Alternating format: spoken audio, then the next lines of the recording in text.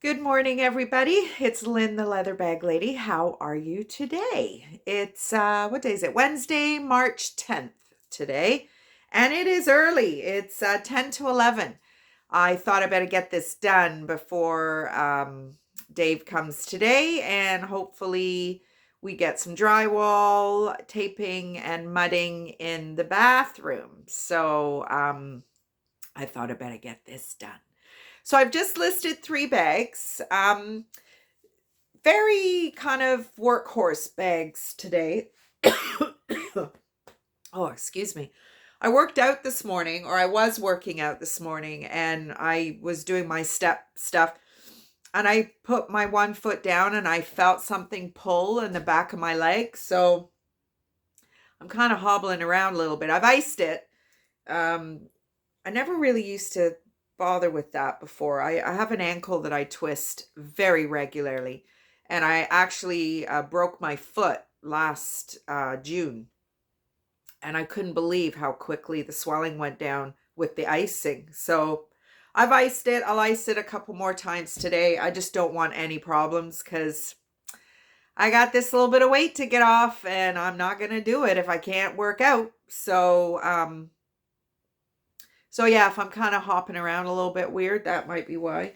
So let's get to the bags. Okay, so bag number 1 is one of these little armpit bags that we were talking about the other day. It's got kind of a weird strap.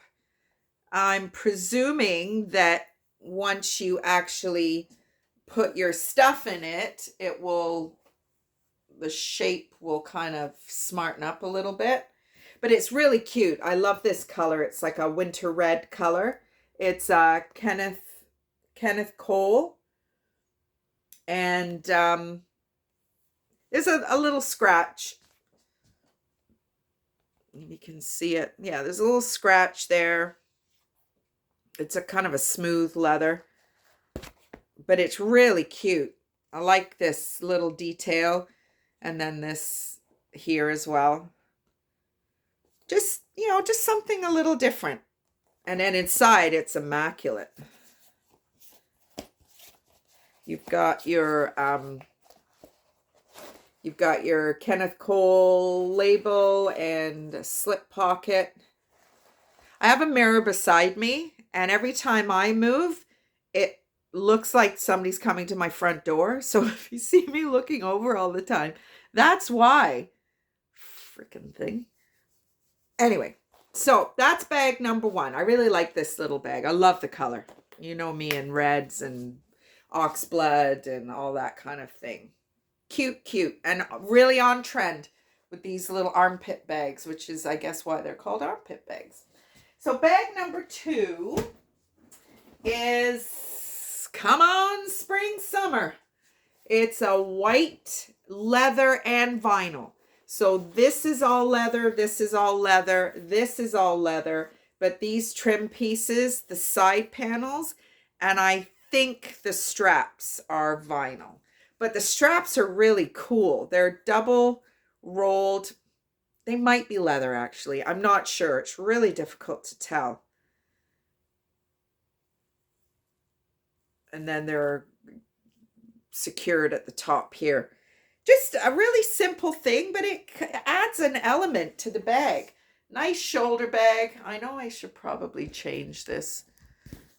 Oh, now it's stuck on the... Oh, well. It is what it is, right? Crossbody. Yeah, you'll get it crossbody. It sits kind of high on me, but we know why. The girls.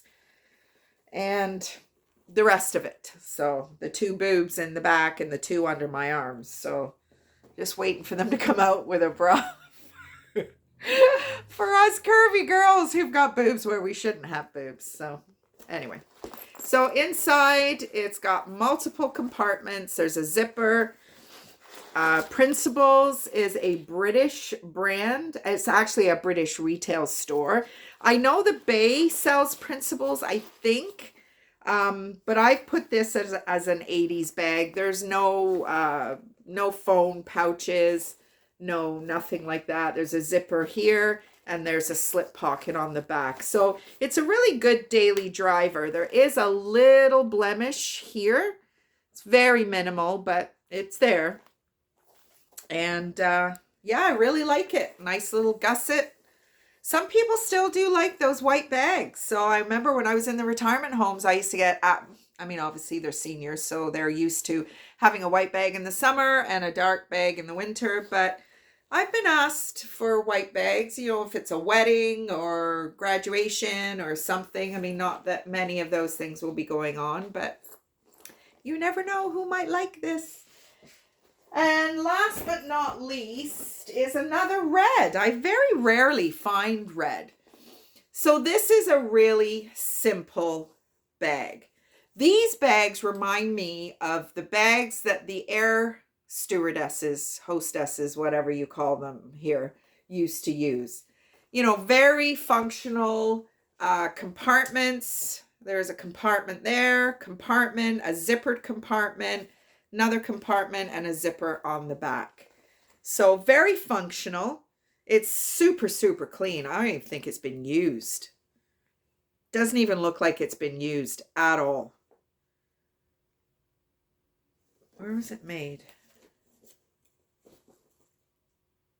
Made in China. It's got gold tone hardware and just, you know, just that little extra little bit of interest there. It's a shorter strap. There is a little tiny bit of wear in the corners. Now I'm going to moisturize that, and I bet you I'll probably be able to solve that problem. But, you know, it's very soft, and a nice shoulder and a higher sitting crossbody for sure. And ditto for all the boob stuff on this one as well. So that's my 3 bags today.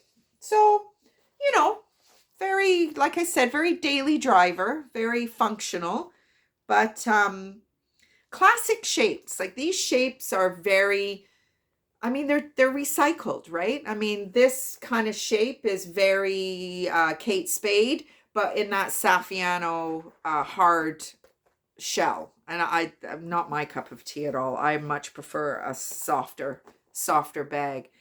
But, you know, you can see the styles repeating themselves. And I'm watching some of these trend things as I've been doing every day for the last little while. And one of the things they were talking about was bags serving multiple functions via the strap. So you have a strap that will give you a sling, a crossbody, a shoulder, a shorter strap so that it's maybe an armpit bag or a wristlet. And I'm like, screw that. I want a bag that's a wristlet, a bag that's a crossbody. I don't want 4 bags in one. Then that means I can't buy more bags. Well, I can, but I can't justify it in my brain. I don't want bags. Screw that. I want the bags that's specific to the shape that I want. So there you go. That one is a biggie. Now, did I write anything down? Oh, something that I didn't even think about. Hand sanitizer. Be careful with hand sanitizer and your delicate leather goods. Never even gave that a thought. But it was one of the restoration videos I was watching, and they were just saying, like, be careful because it can strip the color off your bag. It's alcohol. So, yeah, just a shout out. Actually, when the pandemic first started this time last year, I saw a man, I've mentioned this before, I think, who had just sanitized his hands, like dripping all over, lit a cigarette, his whole arm. I mean, it was March, so it was still winter, and he had a heavy flannel coat on, so he wasn't hurt or damaged, but lit a cigarette, his arm went right up in flames. So yeah, that hand sanitizer, it's pure alcohol for the most part, so it kind of does make sense, right? Listen to me, Fire Marshal Lynn. And the weather today is, I was talking to Karen in New Brunswick, it was 14 degrees on her deck. So she's watched the whole deck thaw while we were chatting. It's going to be 16, I think, here later on this afternoon. 19 in the falls. I'm not going to the falls today, unfortunately. But Leatherbag Lady weather report. It's extremely sunny out there. You better believe I'm going to be outside for my half an hour. Probably very soon. And then, what am I doing for the rest of the day? Well, Dave will be here, hopefully. We're going up to Dunville to pick up the utility trailer, I think.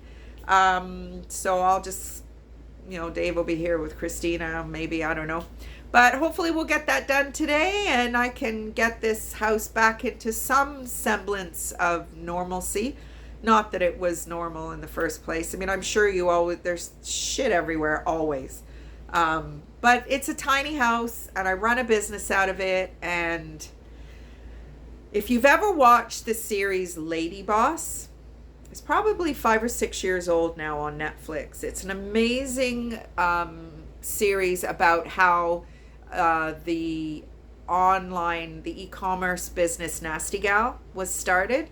And it's very disappointing to see that it's now nothing of what it was in the beginning. I mean, she was a reseller. She thrifted and resold, but she also reconfigured garments as well.